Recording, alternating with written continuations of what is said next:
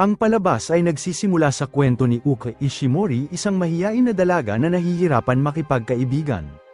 At isang araw pagkatapos na bumalik sa bahay galing paaralan, iniisip nito kung anong paaralan ang papasukan niya pagkatapos ng kanilang graduation. At sa mga sandaling yun nakatagpo nito si Remy, isang kapwa estudyante na madalas siyang binubuli. At gaya ng dati tinulak ni Remy si Uka sa sahig at tinuya siya sa pagpili nito ng hindi kilalang paaralan at sinabi na lugar ito ng mga mahihina. At dahil hindi may pagtanggol ang kanyang sarili, na natiling tahimik si Uka at isinara ang kanyang kamao sa labis na pagkabigo. At sa lalong madaling panahon napansin nito si Kai, isang gwapong estudyante na may kulay dilaw na buhok na palaging may dala ng lemon soda. Tumayo si Kai sa harap ni Uka at inaalog ang bote ng kanyang lemon soda sa pagtatangkang pasayahin ito. At sa matamis na ngiti inimungkahi nito na samahan siya nito sa kaparehong high school, at nang marinig ito nakaramdam si Uka ng pag-asa at sa tingin na mararanasan nito ang normal na buhay ng isang high school na malaya sa mga bully. At ilang araw matapos ng insidente si Uka ay tinanggap sa parehong paaralan kung nasaan si Kai, at nagbisikleta ito patungo sa paaralan sa unang araw na may ngiti sa kanyang mukha dahil haharapin nito ang bagong simula. Samantala si Kai ay mabilis naging sentro ng mga estudyante at walang hirap na kumuha ng mga tagahanga sa mga nakapaligid sa kanya. Gayunpaman, ang kasikatan ni Kai ay pinagselosan ng marami at humantong sa panunuya sa kanya. At bilang tugon ibinuhos ni Kai ang kanyang lemon soda sa kanila, ngunit sa kasamaang palad si Uka na dumadaan ay tinamaan ng soda dahilan para mabasa ang kanyang uniforme. At sa kaparehong oras si Kai ay nagulat nang makita si Uka na dumalo sa kaparehong paaralan, at habang lumilipas ang araw unti-unting nasanay si Uka at nakikipag-usap sa kanyang mga bagong kaklase at nakakaranas ng panibagong simula. Ngunit ang kanyang mapayapang araw ay hindi rin nagtagal, at sa kanyang gulat si Remy ay nag-enroll din sa kaparehong paaralan. At isang araw muli siyang tinuya ni Remy at tinawag siyang mahina dahil tahimik lamang ito kapag binubuli. Ang pang-aasar ay nagpatuloy at araw-araw ang mga personal na gamit ni Uka ay itinatapon sa basura, ngunit nanatili pa rin itong hindi lumalaban. At dahil nag-aalala sa kanyang sitwasyon, sinubukan ni Kai na himukin siya na tumayo para sa kanyang sarili, at pinilit nito si Uka na hanapin ang lakas ng loob upang lumaban sa mga bully kahit man lang humiling ito ng tulong sa iba kung hindi niya ito magawa. At nang marinig ang mga sinabi ni Kai, piniga lamang ni Uka ang kanyang kamay at pinipigilan ang kanyang emosyon. At hindi dahil sa ayaw nitong humiling ng tulong, ayaw lamang nito na madamay pa ang iba sa kanyang mga paghihirap. At bilang resulta, mas pinili nito na manahimik at kinukumbinsi ang kanyang sarili na mahina talaga siya. At sa sumunod na umaga muling nakaharap ni Uka si Remy at ang mga kaibigan nito sa isang liblib na sulok ng paaralan, at sa pagkakataon na ito hiniling ni Remy kay Uka na ibili siya nito ng pagkain, at dahil sa nakasanayan si Uka ay nanatiling tahimik, at dahil nainis at hindi sumasagot tinulak siya ni Remy sa sahig, at ang kaguluhan ay mabilis na kumuha sa atensyon ng mga estudyante kabilang na si Kai. At nang makita si Uka na muling binubuli, umupo si Kai sa tabi niya, at ang mata nito ay puno ng pag-aalala, at tiniyak nito sa kanya na kung kailangan nito ng tulong palagi itong darating para sa kanya. At dahil sa nararanasan niya, naluha si Uka at humiling kay Kai ng tulong, at marahan na tinapat ni Kai ang kanyang ulo bago ito tumayo at hinarap si Remy pati na ang mga kasama nito. At sa matapang na boses binalaan niya ang mga ito na huwag na muling gagambalahin si Uka o haharapin nila ang kahihinatnan nito. At nang hindi nagsasalita, umalis si Remy sa labis na inis at iniwan si Uka at Kai. At mula sa araw na iyon nagawa ni Uka na mamuhay ng payapa, at nagkaroon din ito ng 3 bagong kaibigan na si Ayumi, Endo at Tamoya na malapit din kay Kai. At isang araw sa silid habang natutulog si Kai sa kanyang mesa, ang 3 magkakaibigan ay masayang nakikipag-usap kay Uka at tinatanong nila ito kung bakit nito pinili ang kanilang paaralan. Mabilis na inamin ni Uka na sa dati nitong paaralan madalas itong nabubuli kung saan wala siyang kaibigan, at ang karanasan na ito ay nagpapakita sa kanya na ang paaralan ay hindi magandang lugar. At upang protektahan ang kanyang sarili sa anumang sakit, nagsimula itong kumilos ng tahimik na parang bato na walang pakiramdam at nakahiwalay sa marami. Gayunpaman, may isang tumulong sa kanya na hindi niya kailangan magtiis sa ganun, at ang tao na yun ay nagbigay sa kanya ng determinasyon na magbago upang maranasan nito ang normal na buhay sa high school katulad ng iba pa. At habang nagsasalita si Uka, si Kai na nagkukunwaring tulog ay tahimik na nakikinig sa kanyang mga sinasabi. At isang araw nagpa siya ang guro na ayusin ang upuan ng mga estudyante at sa pagkakataon si Uka ay itinalaga bilang katabi ni Kai sa harapan at sa paglipas ng panahon natuklasan ni Kai na si Uka ay matalino na pumukaw ng isang ideya. At sa panahon ng klase marahas nitong sinabi na ang makikipagkaibigan kay Uka ay tiyak na gaganda ang grado at naniwala ang mga kaklase ni Kai sa kanya at sa lalong madaling panahon nagsimula silang makipagkaibigan kay Uka. At mula sa araw na yun hindi na ito nakaramdam ng nag-iisa at si Kai ay palaging nasa tabi niya at ang mga kaklase nito ay malapit sa kanya sa araw-araw. At dahil napansin ang atensyon na binigay ni Kai kay Uka nagsimulang maghinala si Tomoya na si Kai ay may nararamdaman sa dalaga. Gayunpaman tumanggi si Kai na umamin at sa katotohanan sa likod ng kanyang mabait at matulungin na taglay may tinatago itong sikreto at isang araw inimbitahan ni Kai si Uka na sumama sa kanya at mga kaibigan nito sa isang cafeteria para sa isang study session.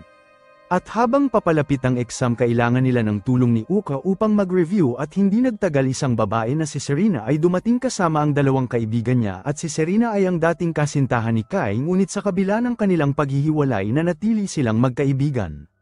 Gayunpaman ang tensyon ay nagbago nang ang isa sa kaibigan ni Serena ay tinuya si Uka at sinabing hindi dapat ito nakaupo sa tabi ni Kai.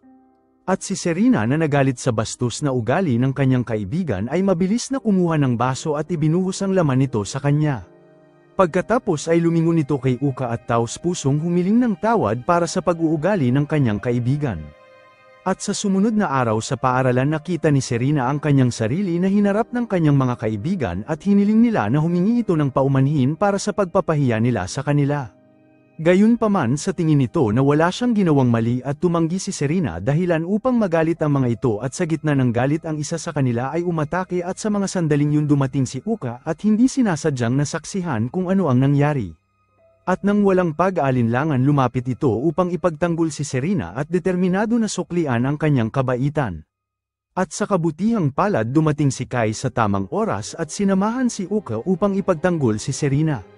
At dahil napagtanto na wala silang laban umalis ang bully at habang nasa rooftop sila pinagmasdan ni Ukha ang pagiging malapit ng dalawa at hindi nito mapigilan mapansin na si Kai ay nag-aalala pa rin kay Serena. At sa anumang dahilan nagsimulang ma-insecure si Uka at naniniwala na hindi siya may kukumpara sa maganda at kumpiyansa na Serena. At isang araw nakita ni Uka ang kanyang sarili na nakikipag-usap kay Serena at Ayumi at sa kanilang pag-uusap nalaman ni Uka kung paano nagkakilala si Serena at Kai. At sa kanilang middle school si Serena ay biktima rin ng pambubuli na mas malala pa sa naranasan ni Uka at si Kai ang promotekta sa kanya na palaging nasa tabi niya. At sa paglipas ng panahon si Serena ay palaging umaasa kay Kai ngunit alam nitong hindi niya ito maaasahan magpakailanman. At dahil nais na gusto maging malakas ginawa nito ang mahirap na desisyon na makipaghiwalay sa kanya at tiniyak ni Serena kay Uka na wala ng romantikong namamagitan sa kanilang dalawa. Gayunpaman sa kabila ng mga sinabi ni Serena hindi maalis ni Uka ang pakiramdam na si Serena ay mayroon pa ding nararamdaman para kay Kai at bilang resulta nagsimula nitong iwasan si Kai nang hindi nagsasabi ng kahit na ano sa kanya. Ngunit nanatiling matatag si Kai at patuloy na sinusubukan siyang kausapin at isang gabi sa panahon ng isang school festival nag-cruise ang kanilang landas at si Kai na hindi maintindihan ang pagbabagong ugali ni Uka ay hinarap siya at nagtanong kung bakit siya nito iniiwasan. Ngunit nanatiling tahimik si Uka at bumalik sa kanyang dating pananahimik at dahil tumanggi na hindi pansinin marahan kinuha ni Kai ang kanyang kamay at tumitig sa kanyang mga mata at sinabi na kahit tahimik siya na parang bato sa mata niya ay isa itong mamahaling bato. Ang kanyang mga salita ay nagpaluha kay Uka at sa mga sandaling yun napagtanto ni Uka ang katotohanan at napapamahal na ito kay Kai. Ilang araw ang lumipas mula ng festival ngunit wala pa rin ideya si Uka na si Kai ay namumuhay ng dalawang buhay. At lingid sa kanyang kaalaman si Kai ay nagtratrabaho part-time bilang isang bartender sa gabi at dahil namumuhay ito ng mag-isa kailangan itong suportahan ang kanyang sarili ngunit ang nakakapagod na gawain ay nakaapekto sa kanyang kalusugan. At dahil palaging pagod nagkasakit si Kai at hindi nakapasok sa loob ng ilang araw at dahil nag-aalala sa kanyang pagliban nagpasya si Uka na bisitahin siya pagkatapos ng klase at nang dumating ito sa bahay ni Kai nakita niya ito sa hindi magandang estado at ang lagnat nito ay napakataas na halos nawalan siya ng malay. At nang walang pag-aalinlangan inalagaan siya ni Uka at naghanda ng pagkain at nanatili sa kanyang tabi hanggang sa gumaling ito. At habang gumugugol ng araw kasama si Kai, hindi mapigilan mapansin ni Uka na wala ang mga magulang nito at nang magtanong pinaliwanag ni Kai na nakatira ang mga ito sa abroad. At hindi nagtagal gumaling si Kai at bumalik sa paaralan at kagaya ng dati madalas itong palibutan ng mga babae at nang makita ito muling nakaramdam si Uka ng insecure. At dahil napagtanto kung ano ang nararamdaman ni Uka, nagpasya si Kai na tiyakin sa kanya ang bagay sa sarili nitong paraan. Palihim itong nagsulat sa kanyang notebook at inihayag ang kanyang nararamdaman at sinabi na kahit saan ito magpunta palagi niya itong kailangan. Gayunpaman ang kanyang mga salita ay hindi sapat upang mawala ang mga pagdududa ni Uka at dahil wala pa rin kumpiyansa, labis itong nahihirapan sa kanyang nararamdaman. At dahil naudyok ni Ayumi na hinimok siya na maging tapat kay Kai, nahanap ni Uka ang lakas ng loob para ipagtapat ang kanyang nararamdaman. At sa kanyang gulat tumugon si Kai nang hindi nag-aalinlangan sa pamamagitan ng paghalik sa kanya at mula sa sandaling yun pinakita nila ang pagiging malapit sa isa't isa at hindi tinatago ang kanilang relasyon sa paaralan. At habang lumilipas ang araw, ang kanilang relasyon ay mas lumalim at ginugol nila ang oras ng palaging magkasama sa pag-aaral at kumakain sa paborito nilang lugar at masaya tuwing magkasama. Gayunpaman ang kanilang kaligayahan ay hindi nagtagal at isang araw habang nagtitingin sa journal ni Kai casual na nagsulat si Uka ng tanong tungkol sa kanyang pamilya at sa oras na makita ito ni Kai ang kanyang ekspresyon ay biglang dumilim. Iniwasan nito ang pagsagot at mabilis na binago ang usapan at si Kai ay madalas na tumatanggi na pag-usapan ang kanyang pamilya at kahit pa kay Uka ang pagtanggi nito sa pakikipag-usap ay lumikha ng isang tensyon sa pagitan nila.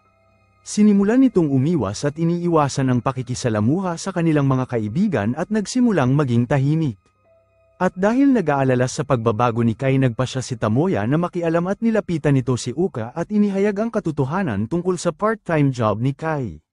At dahil nagulat, nagmadali si Uka magtungo sa bar kung saan nagtratrabaho si Kai at sa oras na makita siya ni Kai na nakatayo sa entrance, mabilis niya itong dinala sa labas. Habang nalilito at nagagalit, humiling si Uka ng paliwanag at hindi nito maintindihan kung bakit tinatago ni Kai ang kanyang trabaho, lalo na ang pagiging bartender ay isang marangal na trabaho.